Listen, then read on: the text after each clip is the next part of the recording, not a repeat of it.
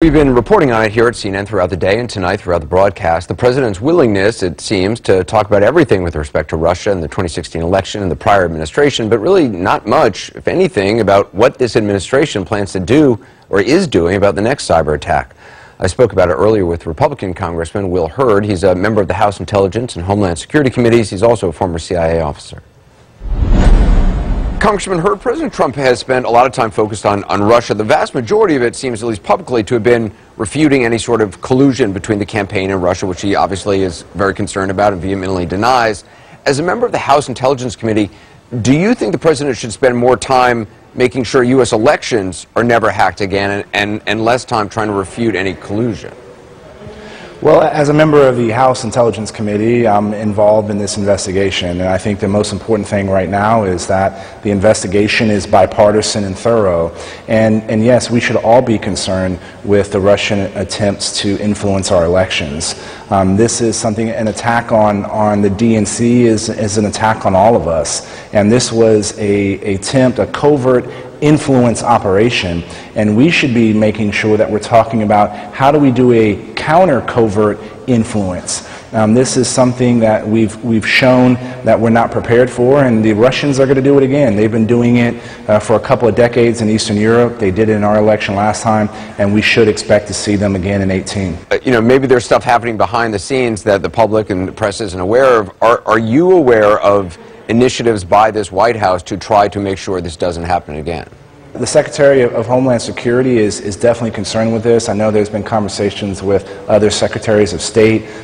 The House is looking into how can we potentially fund programs that and have a pool of money available for the secretaries of state to gain access to if they need help upgrading some of their voting systems. There are still a couple of states that have systems that are old and outdated. This is something that is a major concern when it comes to every single state. So this is defending the voting systems is one of the things that a state is responsible for. And I know this is a top priority for secretaries of state across the country. Have you ever heard the president talk about this? I don't listen to everything, or I haven't read everything the president may or may not have said on this particular topic, but I do know, I also sit on the Homeland Security Committee, and this is a topic of discussion amongst us, and there's been hearings on this, and so when you look at across the federal government, there are a number of entities that are focused on this issue. The deadline that your committee set for the Comey memos to be handed over was today. Can you say if your committee's received those memos? The day's not over, and I haven't gotten an update, but today is when we were expected to have some of those resources. If they aren't turned over, what is the next step for your committee to obtain them?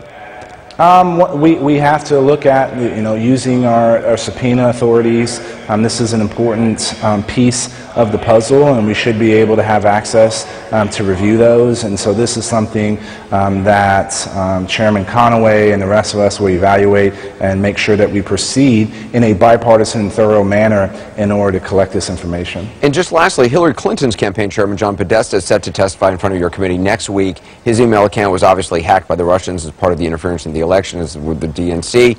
Clearly, a lot of folks in the DNC did not take this seriously enough, early enough. What do you want to get from or hear from Podesta?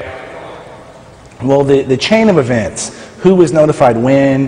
Why wasn't this escalated? And also, to understand the practices within the organization. Some of basic digital hygiene should have been used, and we all know that as elected officials or running for office, that we're likely targets not just from Russians, but from other organizations, from other countries, excuse me.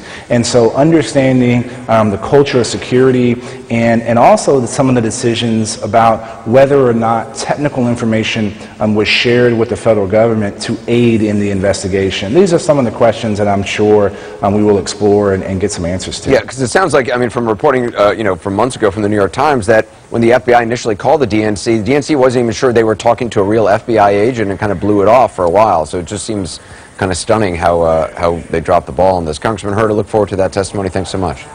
Thank you, Anderson.